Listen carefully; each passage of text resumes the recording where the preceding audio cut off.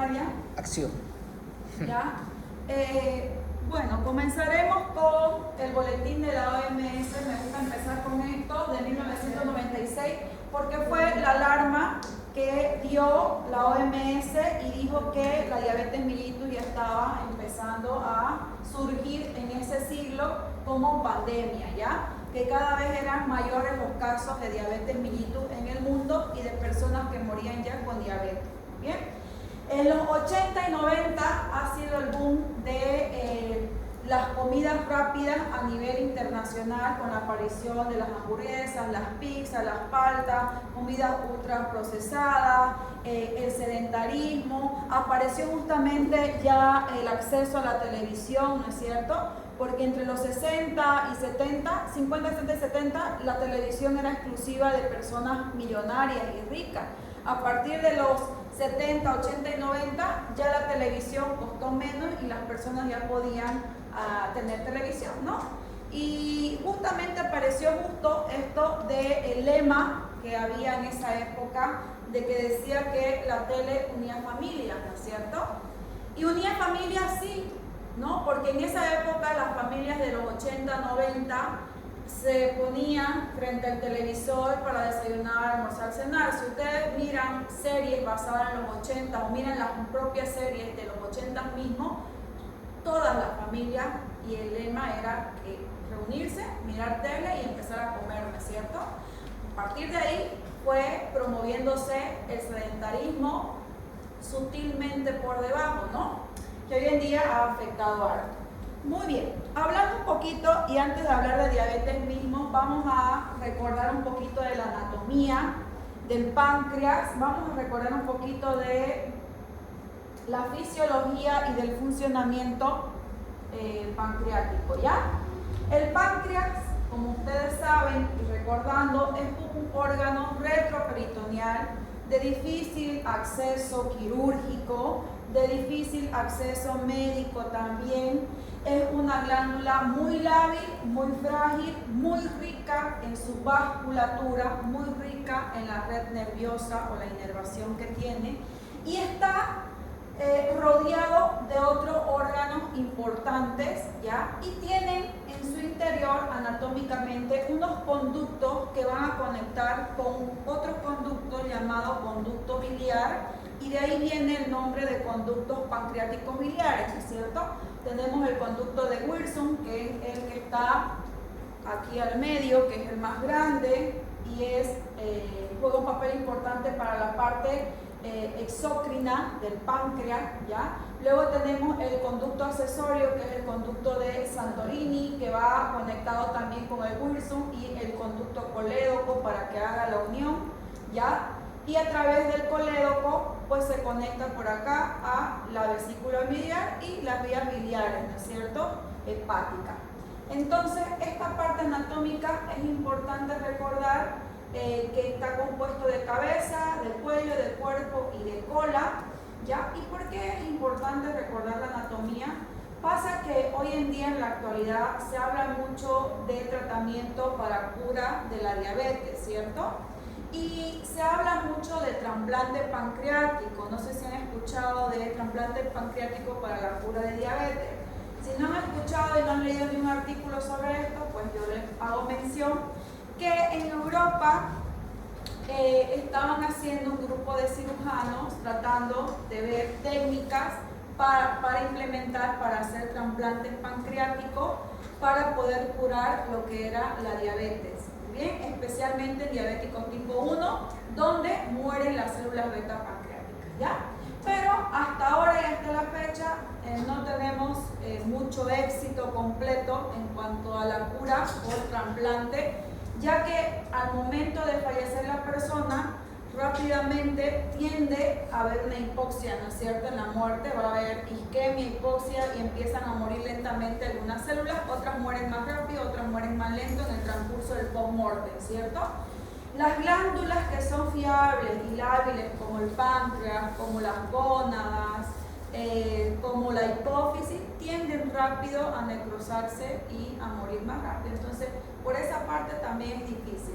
Aparte que la manipulación pancreática también impide un poco el proceso para que haya un buen éxito en el trasplante, ¿no? Pero ojalá que los médicos cirujanos pillen la técnica correcta y que no haya rechazo también en el órgano, porque recuerden que todos los trasplantes de órganos hay la posibilidad de que hagan rechazo, ¿no?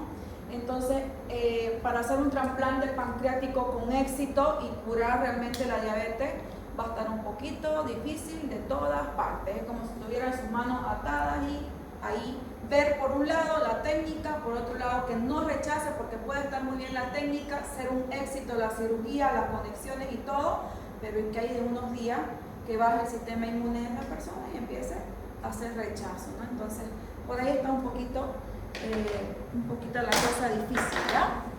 Muy bien, ¿qué nos interesa en la parte endocrinológica? El páncreas endocrino, ¿ya? Y el páncreas endocrino mayormente está compuesto por los islotes pancreáticos de Langerhans, y en estas islas pancreáticas de Langerhans tenemos células que van a producir y liberar hormonas importantes para la regulación del metabolismo de los carbohidratos, de los lípidos y de las proteínas, ¿ya? Tenemos en mayor cantidad las células beta pancreáticas en un 60-70%, ¿ya? Y va a secretar insulina y amilina. Vamos a hablar solo de insulina para no dar tantas vueltas. Las alfas van a secretar glucagón, las deltas van a secretar somatostatina, que es la hormona inhibidora de muchas hormonas, incluida insulina y glucagón, ¿ya? Y tenemos las células F, que van a secretar polipéptido pancreático, que esto mayormente lo vamos a usar en la parte del páncreas exócrino para la parte gastrointestinal, ¿ya? Entonces, todo este páncreas endocrino va a regular la disponibilidad de nuestro sustrato energético, o sea, de nuestro medio de energía, para la transmisión hemática, como glucosa, ácidos grasos, cuerpos cetónicos y aminoácidos. ¿Bien? Cada islote miren, son súper pequeñitos, 0.3 milímetros de diámetro y entre 50 y 300 micras, ¿ya? O baron, ¿ya? Y está compuesto de 0.5 a 3 millones de islotes de Langerhans en todo el páncreas. Muy bien. Esto se va a desarrollar a partir del tercer mes de gestación. Va a empezar a desarrollarse el páncreas y estas células, ¿ya? El 1-2% de la masa pancreática corresponde a los islotes pancreáticos y lo demás es acinos pancreáticos, productores de ácidos pancreáticos que van a contribuir con la parte del páncreas exócrino, ¿ya? Muy bien. Lo que nos interesa hablar es la insulina, glucagón y cómo es que hay la regulación de nuestro metabolismo de la glucosa en estados, por ejemplo, de hiperglicemia, cómo actúa nuestro cuerpo, y en estado de hipoglicemia, cómo también debe actuar, ¿ya? Mencionarles que la insulina es una hormona ahorradora, anabólica, por eso se llama, por excelencia.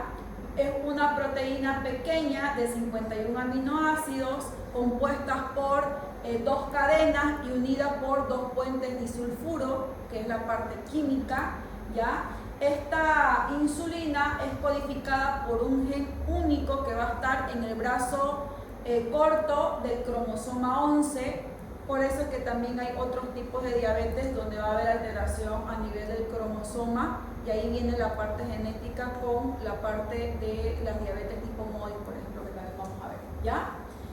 Su secreción de este páncreas va a empezar al 5.º mes, pero a partir del 3.er mes se va a formar el páncreas, ¿no es cierto?, completo. Y a partir del 5.º mes va a empezar la secreción de insulina, de glucagón y la regulación de ese embrión.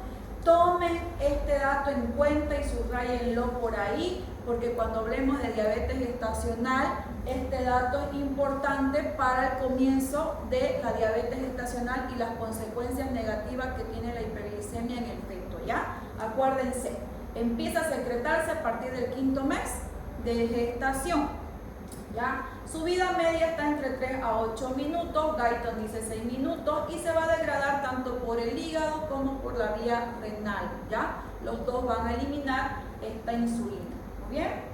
puede tener dos picos de secreción, ¿ya? Y su transformación a nivel del retículo endoplásmico celular va a ser la conversión de preinsulina a proinsulina y luego a insulina misma. Muy bien. Esta conversión de preinsulina a proinsulina se va a llevar a cabo en el retículo plasmático, pero luego se van a introducir en unas vesículas ya colectoras de insulina y luego puede ser que esta insulina empiece a secretarse en dos picos. Primero, la primera fase de secreción es al momento de que nosotros vamos a comer, ¿ya? Y esto es aproximadamente unos 5 minutos, ¿ya? Y luego hay una fase plena y luego podemos hacer un segundo pico de insulinización o de insulina, ya cuando todo ese que comimos se va digiriendo, pero necesita más insulina en nuestro cuerpo para degradar los alimentos y hace un segundo pico de glucosa, de insulina para contrarrestar la comida que nosotros hemos comido llena de carbohidratos, ¿ya? Entonces va a tener dos picos. Primero, bota rápido cuando nosotros comemos alguna cosa con carbohidratos y si necesita más nuestro cuerpo porque no ha podido controlar con el primer pico, pues la segunda fase va a estar ahí presente. ¿La primera fase se da tras terminar de comer o se activa cuando estamos comiendo? Ahí está el detalle, se activa cuando la comida pasa hasta el intestino delgado, ahí se va a activar. O sea que comemos, todavía no se va a activar. Cuando la comida que comemos empieza a digerirse, pasa del estómago ya directamente a duodeno, yeyuno e ilio, ahí recién se va a activar. Ahorita les voy a explicar eso, porque ahí tenemos algo que se llama incretinas. No sé si han llevado en gastrología o han escuchado hablar a su doctor gastroenterólogo de las incretinas. No. Las incretinas son unas enzimas intestinales que nos ayudan con la absorción de la glucosa y da la primera señal a nivel gastrointestinal para que se active mi insulina y empiece a salir esa insulina de los islotes pancreáticos, de la célula beta, ¿ya? Entonces, ese es el primer paso que ahorita vamos a explicarlo un poquito mejor, ¿ya? Antes de explicar eso, veamos que la insulina también tiene receptores, dos importantes llamados IRS, IRS1 y IRS2, que van a regular mayormente. Y no se olviden esto de acá, que se llama GLUT4, que los GLUT, que hay del 1 al 13, son receptores para glucosa, ¿ya? Tenemos receptores de insulina y tenemos receptores de glucosa y transportadores de glucosa, ¿ya? Entonces, estos receptores IRS son importantes, el 1 y el 2, porque me van a regular los transportadores de glucosa llamados GLUT4. Ahorita vamos a ver por qué es importante ese transportador de GLUT4. Muy bien. Estos de acá son los transportadores GLUT para glucosa que tenemos nosotros del 1 al 13 y lo tenemos en todo nuestro cuerpo, en todas las células, ¿ya? Por ejemplo, el GLUT1 es un transporte de glucosa y lo vamos a encontrar, miren, en los hepatocitos, que está controlado por las hormonas tiroideas y el sistema nervioso. El GLUT2 también nos va a ayudar con la absorción y reabsorción de la glucosa y lo vamos a encontrar en el borde del cepillo de los enterocitos y también en las células tubulares renales y también lo vamos a encontrar en la propia célula beta pancreática porque este va a ser el que introduzca la glucosa para que haya energía para producir más insulina. Ahorita les voy a mostrar cómo es que hace esto el cuerpo. Y luego tenemos el GLUT3 y luego el 4. Los más importantes de todo esto en realidad son todos, ¿ya? Pero para que aparezca la diabetes mellitus, los más importantes son el GLUT4 y el GLUT2, para que ustedes lo tomen en cuenta. ¿Qué pasa con este GLUT2? Es el único transportador, ya el único transportador de glucosa, miren, que es dependiente de insulina. Todos los demás no dependen de insulina. Van a actuar solo, no necesitan la llave, que la llave en este caso sería la insulina para actuar, ¿ya? Este GLUT4 lo tenemos, miren, en corazón, en músculo esquelético, en tejido adiposo y en cerebro. Justamente los órganos que empiezan a fallar ya cuando empieza a haber la diabetes mellitus y su complicación. Y estos de acá son dependientes de insulina. Si no hay insulina y hay estos transportadores, pero si no hay insulina, esta glucosa que va a estar en el torrente sanguíneo no va a poder introducirse ni a corazón, ni a músculo, ni a tejido adiposo, ni a cerebro, y no va a poder ser utilizado. Y ahí aparece la diabetes mellitus. Por eso es importante GLUT4 y este GLUT2 para que pueda funcionar en armonía el sistema. ¿Los dos son dependientes? No, el único solo es el GLUT4. El GLUT2 no es dependiente. Por eso es que la fisiopatología de diabetes mellitus ya es compleja. Ya es compleja porque hay varios puntos donde puede haber la alteración para que se produzca la diabetes. Ahorita vamos a ver algunos puntos para que ustedes tengan idea. Por ejemplo, el GLUT9 ya tiene múltiples isoformas, o sea, va a hacer múltiples funciones y miren, va a tener a nivel de los túbulos, la localización a nivel de los túbulos rectos, proximal, renal, hígado y placenta. O sea, este va a aparecer cuando haya un embarazo. También tómenlo en cuenta, es el receptor que lo vamos a hablar más adelante cuando hablemos de diabetes gestacional. Muy bien. Este de acá, por ejemplo, que es el GLUT11, tiene 3 isoformas ya y también hasta el GLUT5 para el transporte de glucosa. Podemos tenerlo en corazón, músculo esquelético, riñón, placenta, tejido adiposo y páncreas. Bien. El único, miren que es el GLUT3, que nos va a ayudar con mayor afinidad de la glucosa y es libre, es el GLUT3 que va a ir directamente a localizarse en el cerebro. ¿Por qué este es importante? Porque por suerte, gracias a Dios, es independiente de insulina y por ahí puede obtener el cerebro todavía la glucosa para su aporte energético. Por eso es que hay algunos órganos diana o blanco, como por ejemplo en este caso cerebro, corazón, riñones, que tienen otro medio ya de regulación de la glucosa por si fallaran esto. Solamente que no va a ser tan compensatorio como su propio GLUT, porque resulta que estos transportadores GLUT tienen límites, ¿ya? Tienen límites en cuanto a su producción de transportadores, o sea, la mayor cantidad de transportadores van a ser de GLUT2 en corazón. Pueden haber otros, ¿ya? Pero el que manda es el GLUT4 porque tienen mayor cantidad de transporte para su funcionamiento. Entonces va a haber una falla sí o sí, ¿ya? Muy bien. Entonces, tenemos también transportadores de glucosa tipo CGLT-S. Tomen en cuenta esto porque de acá el transportador CGLT2 ya va a estar a nivel del túbulo contorneado proximal de la nefrona y va a ayudar con la reabsorción de glucosa plasmática por el filtrado glomerular. Normalmente la glucosa no tiene por qué salir de la orina, no se elimina vía urinaria, la glucosa, la molécula. Cuando ustedes piden un examen de orina, no tiene por qué haber glucosa en orina, ni una crucecita, ni un punto, ni nada. Normalmente no ocurre eso. Cuando empieza a haber glucosa en la orina, es porque algo ya está fallando a nivel renal y no está compensando y el cuerpo va a empezar a eliminar glucosa. Ahorita vamos a ver en la parte de la fisiopatología.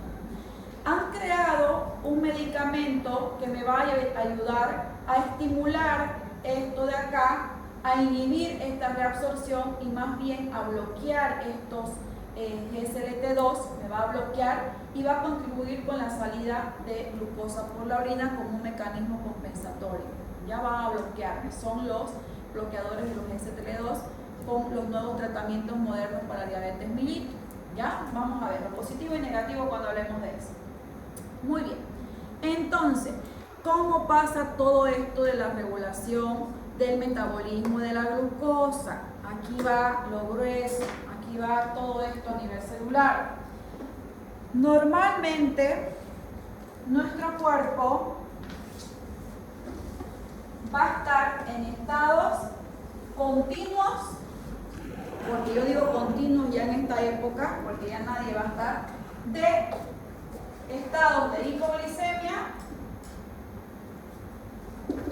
acompañados de estados de normoglucemia y acompañados de estados de hiperglucemia. Muy bien, así funciona. Va a haber picos de hipo, de hiper, de normoglucemia cuando actúe. ¿Cómo pasa esto? Resulta que nosotros tenemos las células beta pancreáticas, esta es una célula beta pancreática, y normalmente, si funcionara siempre así nuestro cuerpo, no tendríamos por qué enfermarnos de diabetes ni de ninguna otra enfermedad de tipo metabólica, ¿ya? La glucosa que nosotros consumimos de los carbohidratos va a estar en el torrente sanguíneo, va a ser transportada por el transportador GLUT2 dentro de la célula beta pancreática. Aquí va a empezar las reacciones enzimáticas, el ciclo de Krebs, el del piruvato, ¿no es cierto? Y todo va a empezar por esta enzima que se llama glucosinasa, que va a desfosforilar la glucosa y la va a transformar en glucosa 6-fosfato, y de aquí va a venir a piruvato a nivel mitocondrial para convertirse en ATP, ¿ya? Esto es en resumen, porque si ustedes van y buscan cómo es eso, van a hablar del ciclo de Krebs, piruvato y de 1000 reacciones enzimáticas, ¿no es cierto? Muy bien.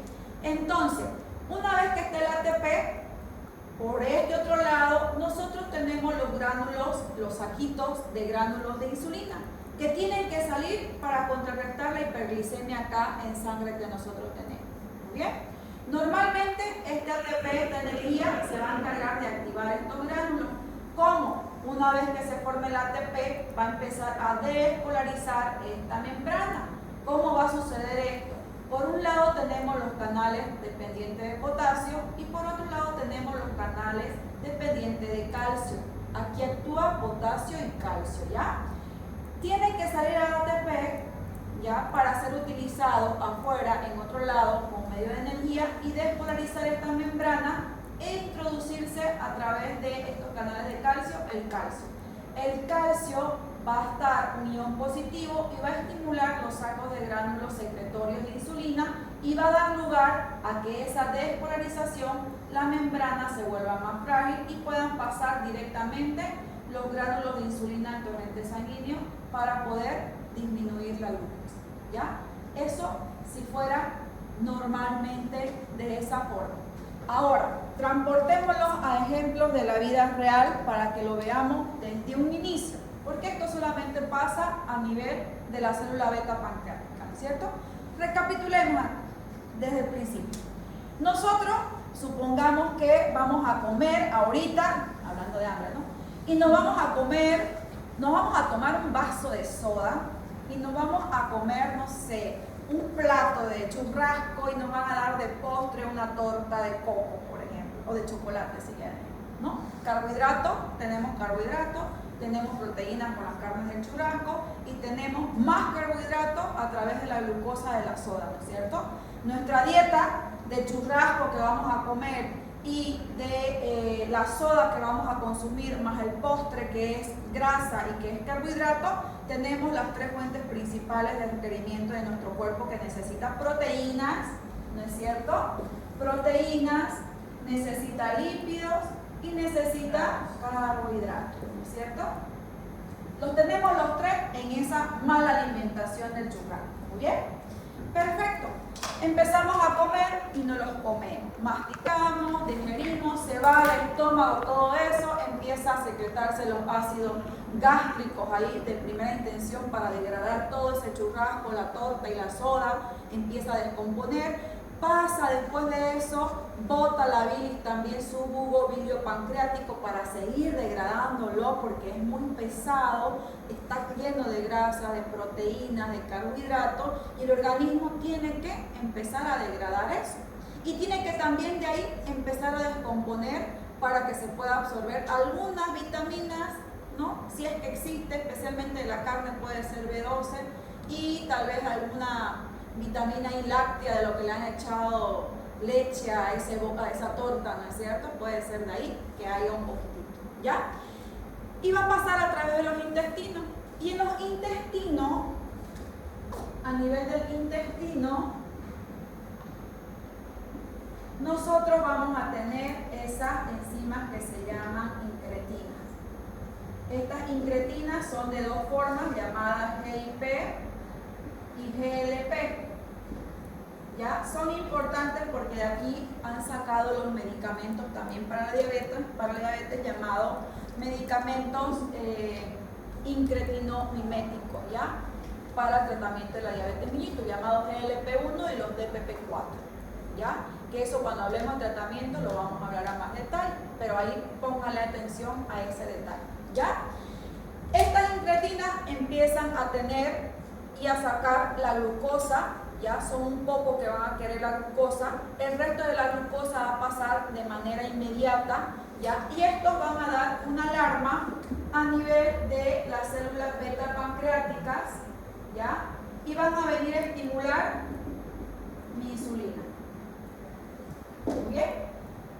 Pero resulta que todo lo que comimos nosotros tiene mucha cantidad de azúcar, es demasiado para nuestro cuerpo, ¿no? Churrasco, torta, la soda, tiene muchísima cantidad de glucosa, cosas que estas incretinas no van a poder con ellas todas en la absorción y va a quedar mucha glucosa que va a pasar directamente al vaso sanguíneo, ¿ya? Vaso sanguíneo, muy bien. Entonces, toda esa glucosa va a pasar gracias a la incretina que va a estimular mis células pancreáticas y el resto de glucosa directamente va a pasar a los vasos sanguíneos y de ahí van a empezar a buscar sus receptores del 1 al 13 que vimos esos GLUT para poder meterse a los tejidos, ¿no es cierto? Van a agarrar su transportador, siéntense chicos, y van a necesitar meterse a todos los tejidos, el cerebro, al hígado, al corazón, a toda la célula. ¿Muy bien? Resulta que tenemos esos transportadores llamados GLUT4 en el corazón, ¿no es cierto? Tejido adiposo, ¿no? Músculos, ¿ya? Los tenemos, ¿no? Esos GLUT4, ¿cierto? Entonces, como están normales esos GLUT4, van a agarrar todos esos GLUT y van a meter toda esta glucosa que está en el torrente sanguíneo y van a empezar a agarrarlo y lo van a introducir en todos los tejidos de nuestro cuerpo, porque el páncreas está funcionando normal. Muy bien, entonces toda esa glucosa que comimos armoniosamente va a haber bastante insulina. Esta insulina va a ser el pico más alto en la primera por incretinas y luego va a fabricar más cantidad de insulina para contrarrestar toda esa glucosa y listo. Nosotros vamos a entrar en un estado de normoglicemia compensatoria porque somos jóvenes, porque nuestro páncreas está normal, porque todo está bien con esta parte. Cuando algo falla y tenemos una hiperglicemia porque esta glucosa está de más, ¿no? Tenemos alternativas de que nuestro organismo todavía va a tratar de compensar, ¿ya? Antes de que se enferme el páncreas. ¿Cómo va a compensar nuestro organismo? Resulta que va a haber mayor secreción de insulina, ¿ya? Para que pueda contrarrestar la hiperglicemia. Va a tener mayor secreción de insulina y eso va a provocar una hiperinsulinemia, ¿no? Hiperinsulinemia. ¿Para qué? Para que pueda así tratar de compensar esa glucosa que está muy alta en nuestro organismo. Entonces van a estimular más cantidad a estas células beta pancreáticas a que trabajen con mayor fuerza y mayor creación de insulina, produciendo hiperinsulinemia para contrarrestar la glucosa y que nuestro cuerpo trate de estar en homeostasis, en normoglucemia. Bien, por ese lado. Por otro lado, si nosotros estamos en un estado de hipoglicemia, ya porque tal vez nosotros, no sé, no comimos, estamos a dieta, lo que sea, ¿no es cierto?, la dieta del ayuno intermitente y todas esas cosas, nuestro organismo también es sabio y va a empezar a compensar la glucosa en estados de hipoglicemia. ¿Cómo es que va a compensar? Va a tratar de estimular estas incretinas, ya por un lado, pero también va a estimular una cascada que se llama de hormonas contrarreguladoras o hormonas hiperglicemiantes. Me va a empezar a mandar estímulos a la hipófisis y me va a activar mi hormona de crecimiento, ¿ya? me va a promover a nivel hipofisiario mi hormona del cortisol o la ACTH, la adrenocorticotropina, mejor dicho. Me va a estimular la glándula suprarrenal y también la glándula a nivel de hipófisis, la hormona adrenalina, ¿ya? Y me va a estimular mi célula alfa productora de glucagón. Bien, estas son las hormonas contrarreguladoras hiperglicemiantes que se van a estimular cuando estamos en estado de hipoglicemia. ¿Para qué?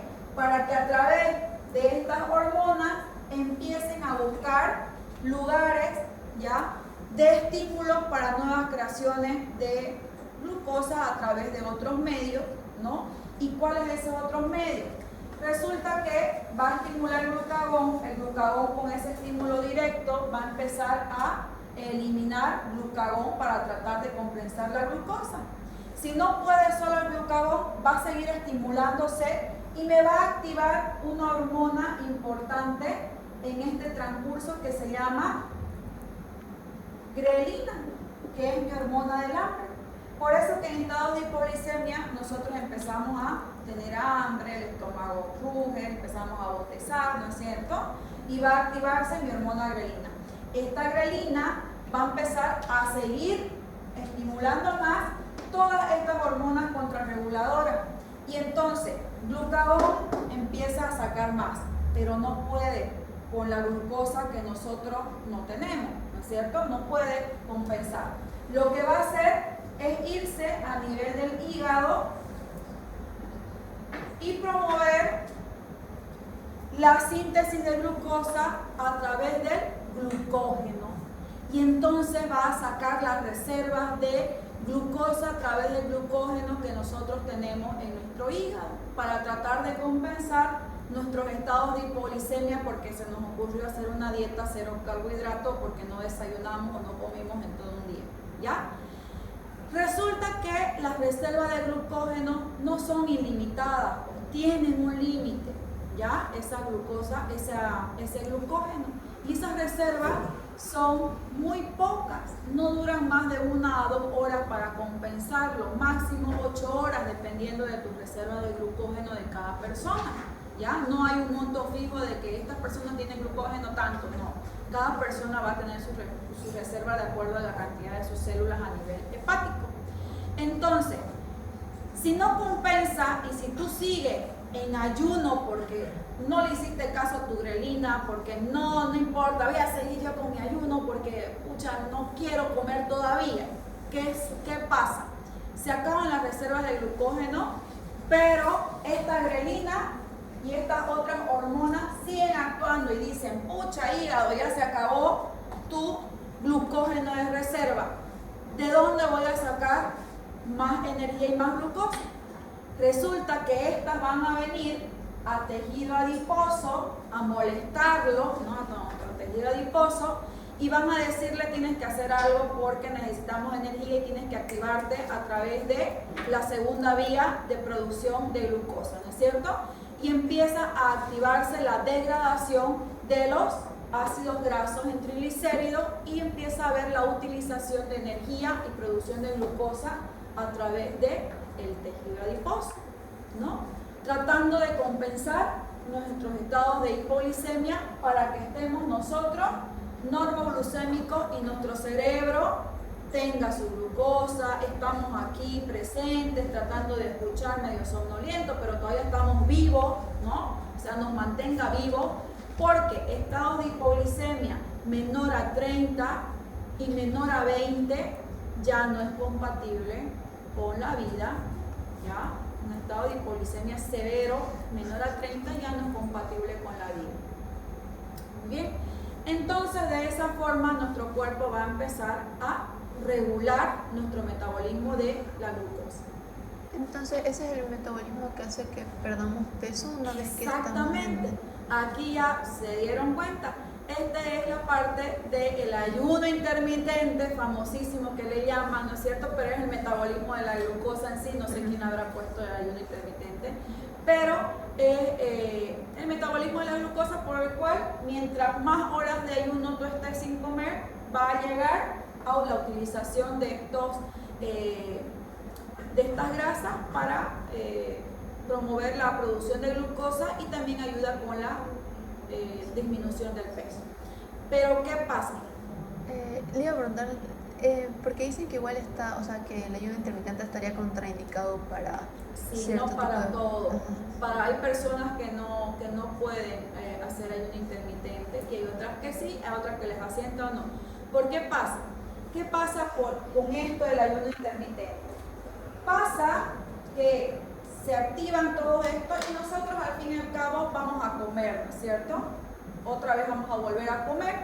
Por otro lado, por ejemplo, cuando ya empezamos y de vuelta comemos porque necesitamos comer, ¿no? Le metemos, no sé, nos comemos 2 panes, 3 panes, un pollo ahí, un cuarto de pollo, lo que sea, con tu soda, con tu porque al fin y al cabo te da hambre. Y entonces empiezas a elevar otra vez los picos de insulina para que contrarresten toda la glucosa o los carbohidratos que te comiste, ¿no es cierto? ¿Qué pasa? Esta insulina tiene un efecto negativo, pero más que todo no es porque sea una hormona mala, o sea, la insulina no, la insulina está haciendo su trabajo, ¿ya? Y le estamos pagando para que haga su trabajo. Lo malo somos nosotros, que no sabemos medirnos con la comida. ¿Qué pasa?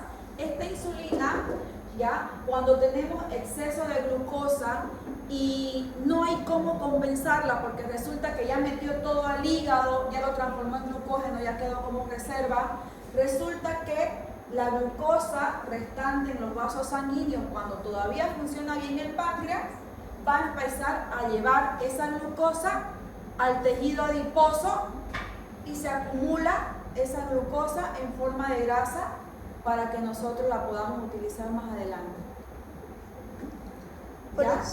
Por eso es que dicen que las dietas keto dan efecto rebote. Sí, la mayoría de las dietas cuando uno no come y deja de comer, por un lado, efecto positivo porque vas a utilizar tejido adiposo y vas a reducir de peso. Pero si tú no lo mantienes y no tienes una dieta adecuada, balanceada, vas a empezar otra vez a comer y lo que se te fue por cuestión de que estás haciendo hiperinsulinemia para contrarrestar todo el bendito carbohidrato que te comes por ansiedad, por lo que sea, el resto de la glucosa va a almacenarlo al hígado, pero el hígado tiene un tope límite para convertir glucógeno y sigue la glucosa alta en sangre, entonces el cuerpo tiene que buscar la manera de cómo hacer que no haya hiperglicemia para que no nos enfermemos. Entonces la insulina ordena a los tejidos adiposos que le guarden el resto de glucosa y lo transformen en grasa, ¿no? Y otra vez ganamos peso. Cuando veamos el metabolismo del tejido adiposo, vamos a ver que nuestros adipocitos son elásticos, ¿no? Se hipertrofian, se hiperplasian, y es un mundo en la fisiopatología y la fisiología del tejido adiposo. Es súper interesante también cómo es que actúa correlativo todo esto, ¿ya? Es muy interesante. Y ahí viene, por ejemplo, la parte de la dislipidemia y de los lípidos y el metabolismo de cómo se transforma a triglicéridos, a colesterol, a LDL, VLDL, ya que eso es otra cascada y es otro tema, porque si no, no vamos a poder acabarlo en toda la tarde. Entonces, de ahí es, bueno, sí, la insulina es buena, sí, es nuestra hormona de reserva en momento de que nosotros no comemos, porque sabe que somos unas personas que paramos a dieta cada rato y entonces dice, no, esta otra vez va a estar a dieta y mejor guardo mayor cantidad de glucosa de reserva en el tejido adiposo, así cuando se me acabe le va a dar hambre y va a tener que comer en algún momento de la vida. No sé, nuestro organismo es así, nuestra célula es así. Muy bien, entonces esta es la regulación del metabolismo de la glucosa. Ahora, dentro de esta regulación, hablando un poquito de la fisiopatología de la diabetes tipo 1 y tipo 2, todo tiene que ver con la célula beta pancreática, por ejemplo, en diabetes tipo 1, ¿ya? Que es la que requiere insulina para toda la vida. Por ejemplo, estas células beta pancreáticas van a morir, ¿no es cierto? Van a morir, se van a autodestruir, no va a haber célula beta pancreática que me produzca insulina. Y entonces, ¿qué va a pasar con estos diabéticos tipo 1 y qué empiezan a tener? Si no hay insulina, esa persona va a comer todos los carbohidratos, ¿no es cierto? Pero no hay insulina que contrarreste. Entonces, ¿qué va a pasar? La glucosa se va a acumular en los vasos sanguíneos, dando como resultado hiperglicemia, ¿no es cierto? Pero nuestro organismo va a tratar de compensar esa hiperglicemia haciendo todo lo posible para disminuir la glucosa. Pero momento, no hay insulina, que es la que sí o sí tiene que aumentar su producción. Pero como acá no hay quien la produzca, entonces va a buscar mecanismos de eliminación de glucosa.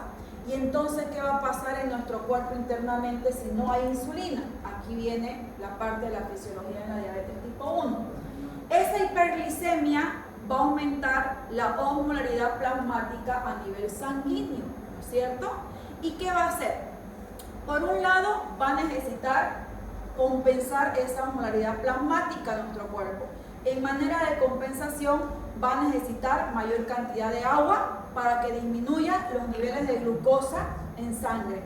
Como nosotros no vamos a estar bebiendo continuamente agua ni en la primera fase de estos diabéticos, va a sacar del espacio intracelular toda el agua de las células de nuestro cuerpo para tratar de compensar esta hiperglicemia.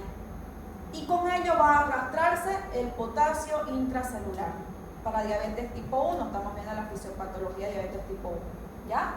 Entonces, va a haber todo ese arrastre de líquido para tratar de compensar las hiperglicemias, pero no va a ser suficiente. La persona va a seguir con hiperglicemia porque la persona va a seguir comiendo. ¿Y por qué es que sigue comiendo? Esa compensación de tratando de cumplir nuestro cuerpo se llama, va a empezar la persona a tener deshidratación intracelular, ¿no es cierto? Porque se va a salir de la célula, ¿no? Más el potasio ahí para tratar de compensar. Y va a haber hiperglicemia no compensatoria, porque no se va a compensar. Todo ese líquido no va a ser suficiente. Entonces, como el cuerpo sigue ahí queriendo compensar, va a activar nuestro centro de la célula. ¿Por qué? Porque estas células, que se salió su agua, vamos a decir, necesitan de su líquido elemental que es el agua. Entonces, no hay agua en las otras células, necesitan agua porque se está saliendo a un lugar X. La persona va a activar su centro de la sed y la persona va a empezar a tener polidipsia.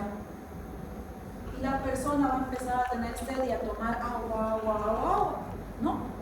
Ese estado de tomar agua no va a ser compensatorio todavía. El cuerpo no va a lograr compensar las hiperglicemias porque esa persona todavía va a seguir comiendo carbohidratos. No sabe que tiene diabetes, no sabe que ya se le han muerto las células beta pancreáticas, que no tiene insulina en diabetes tipo 1. Entonces, ¿qué va a seguir pasando en el cuerpo de esa persona con diabetes? Ese estado de hiperglicemia que va a estar a nivel del torrente sanguíneo es dañino.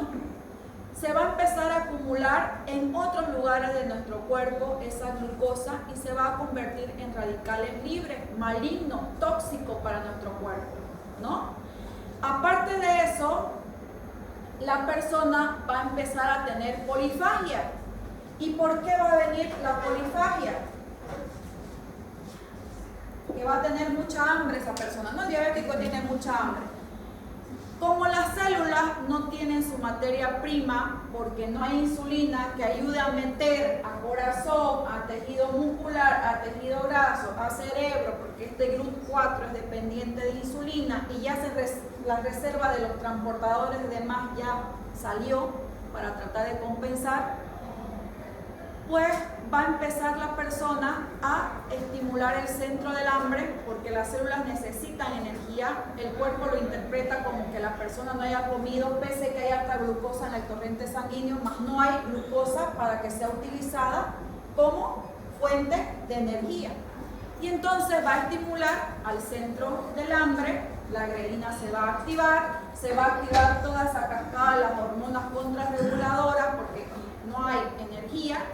Y entonces va a ocurrir que esa persona va a tener hambre, polifagia, y va a empezar a comer más a manera de compensar, ¿cierto? Muy bien. Por otro lado, la persona que tiene polidipsia, polifagia, deshidratación, también tiene tendencia a poliuria y pérdida de peso, que ahí van las 4P.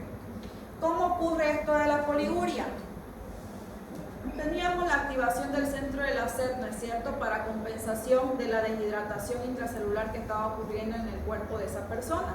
Entonces la persona va a tener tendencia a tomar mayor cantidad de agua, pero no va a compensar su hiperglicemia.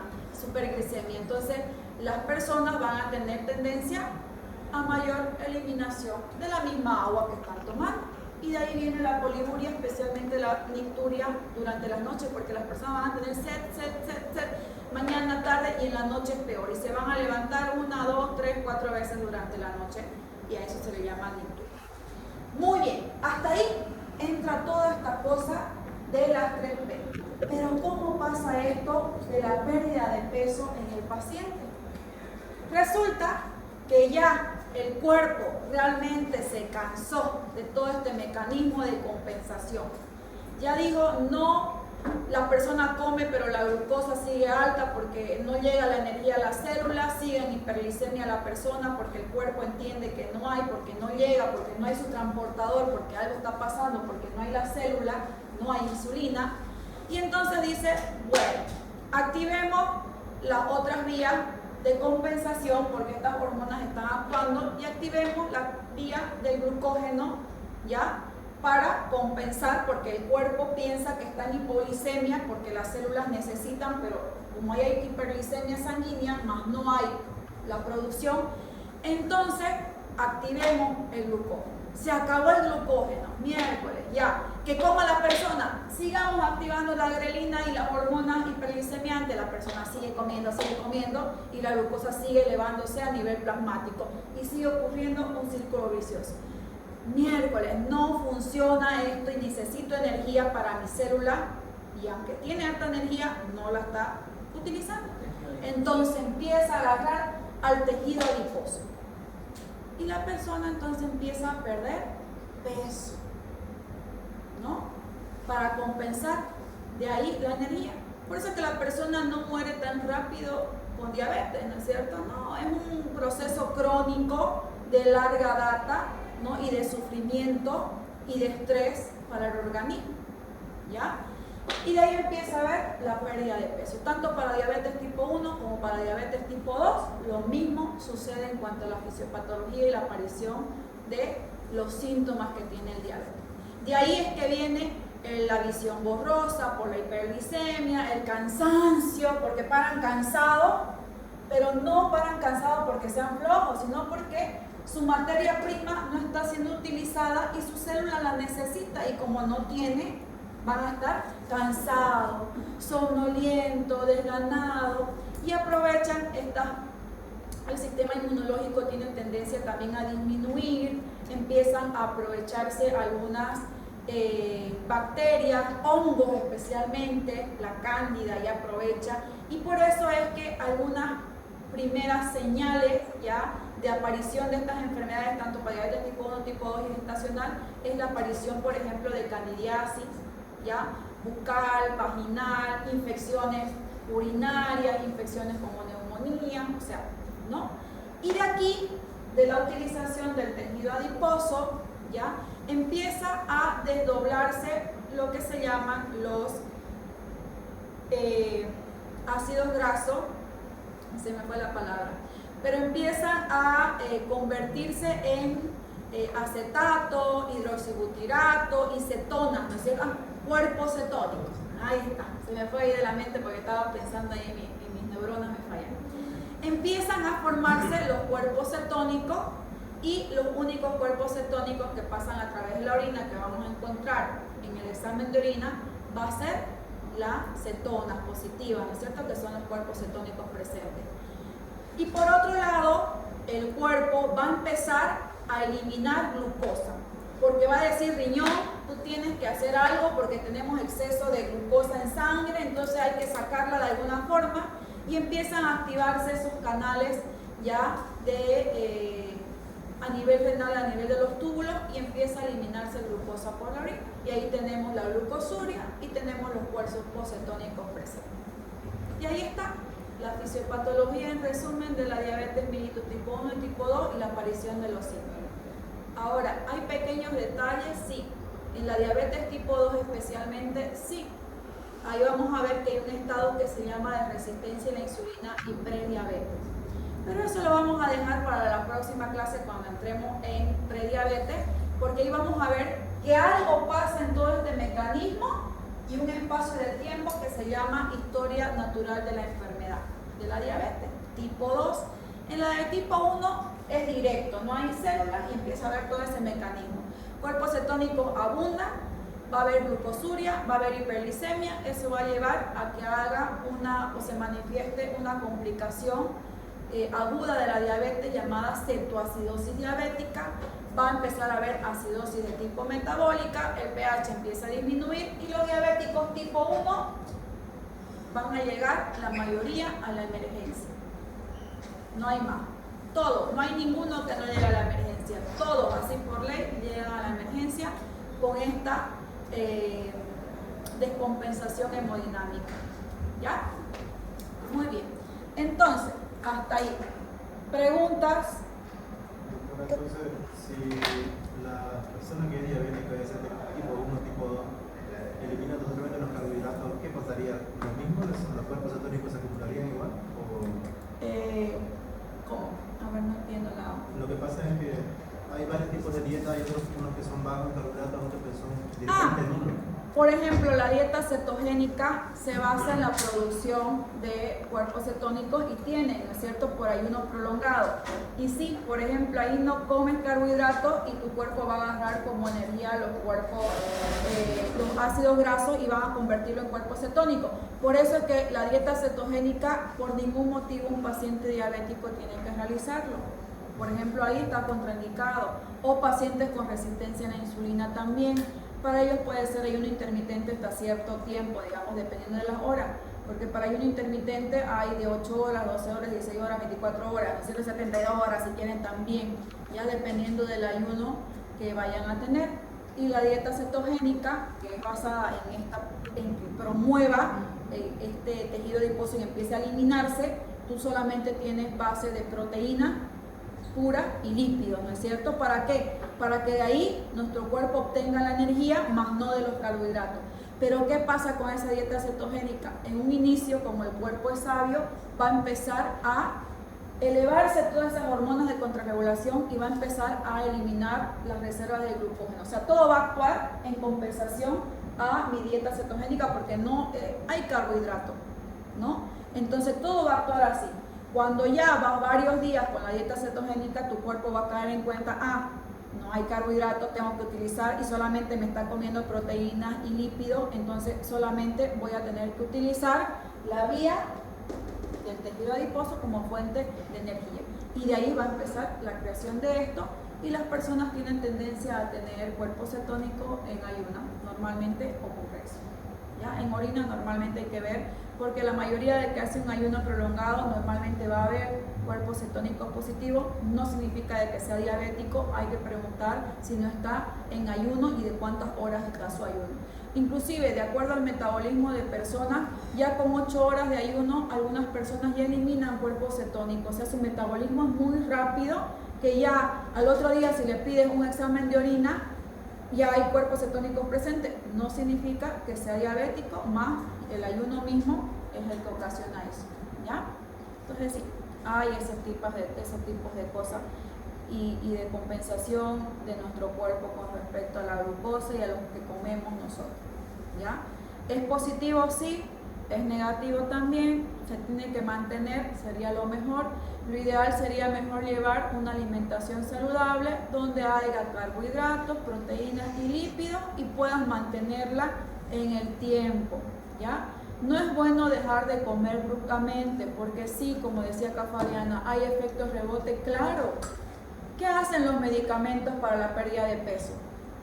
La mayoría inhibe el centro del apetito, bloquea y no tienes hambre, ¿no es cierto? Y entonces cuando uno no tiene hambre, no come y te somete desde ya a ayunos y ya sabemos todo lo que pasa con el ayuno y de esa forma vas a perder peso. ¿No es cierto? Pero cuando dejas de consumir los medicamentos y cuando vuelves a tu dieta normal porque no dio la gana de hacer un plan bien de dieta, de alimentación saludable y empiezas a comer todo lo que no tenías que comer, ¡pum! Otra vez empiezas a aumentar de peso a tu peso que era e inclusive un poco más, ¿no? Por eso no es bueno someterlo. Y por eso de ahí viene, no sé si ustedes han escuchado que nuestro cuerpo ha evolucionado desde la antigüedad hasta ahora de una manera adaptativa de reserva. ¿Por qué? Porque antes, ¿no es cierto?, con eso de las guerras y todo, y que no había alimentación en el mundo, había mucha pobreza y todas esas cosas, el cuerpo genéticamente se modificó para que nosotros reservemos de una forma energía. Entonces, las células recuerdan, las células tienen memoria, las células te conocen, tus células te conocen, saben lo que comes, lo que no comes, así como saben de todos tus ex, así también saben de todos tus quehaceres que haces, saben cuando estás deprimida, cuando estás alegre, cuando comes, cuando no comes, qué es lo que más te gusta, qué es lo que más no te gusta. ¿Ustedes saben de la memoria muscular? Lo mismo, la memoria celular también tiene su memoria y se acuerda de que tú hiciste dieta por 21 días, entonces cuando tú no empiezas a comer mañana, tu cuerpo se arma así.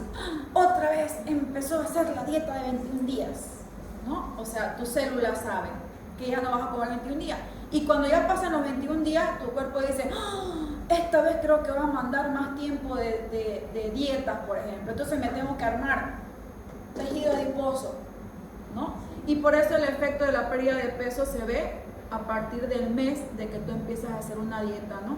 Y algunas personas tienen su metabolismo más acelerado que se ve ya en la primera semana de someterse a una dieta rígida. Entonces, el metabolismo de los lípidos, de las proteínas, carbohidratos, es de cada uno independiente, ¿ya? Su cuerpo, la parte fisiológica. Muy bien.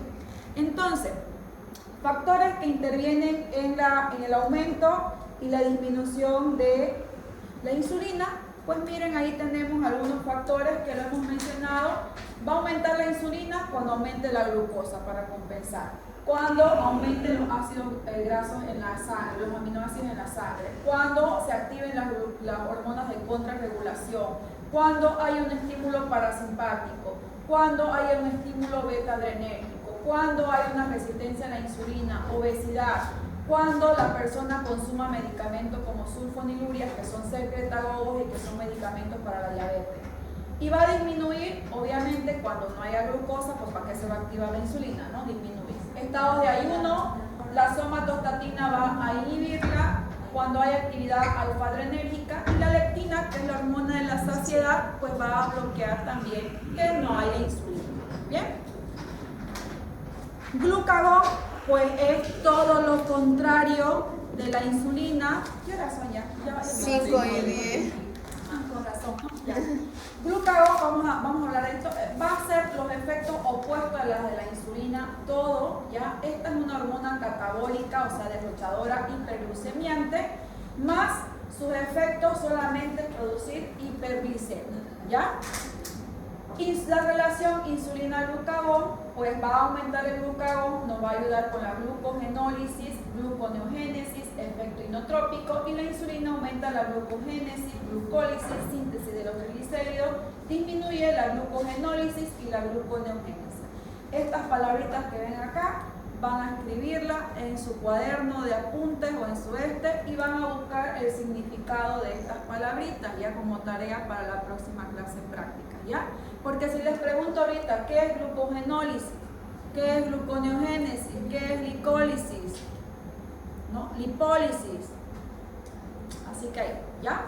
Vamos a hacer un vocabulario de esto, porque me acuerdo que al principio de la evaluación diagnóstica, para los que hicieron, pregunté cosas así, ¿no es cierto? Sí. De gluconeogénesis, todo, y estaban... entonces ya es hora de la que lo apretamos, ¿ya? Muy bien, hasta aquí vamos a quedar la primera parte, ¿ya? Y vamos a avanzar en la siguiente clase práctica, vamos a continuar y ya vamos a hablar directamente de diabetes tipo 1, de diabetes tipo